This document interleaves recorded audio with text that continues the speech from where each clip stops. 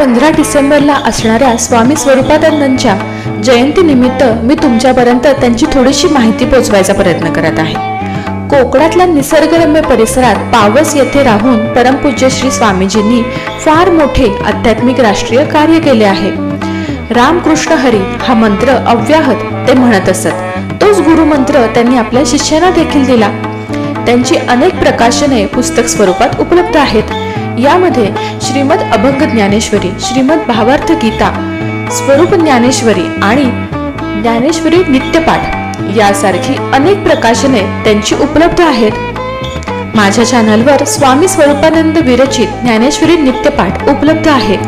ही स्वामीजींनी संपादित केलेल्या निवडक 109 ओव्यांची छोटी पुस्तिका आहे. ह्या ज्ञानेश्वरीचे सार आहे आणि नित्य वाचनाकरता अत्यंत उपयुक्त आहे. त्यामुळे त्याचा लाभ तुम्हाला जर का घ्यायचा असेल तर माझ्या चॅनलवरील श्री ज्ञानेश्वरी नित्यपाठ अवश्य ऐका.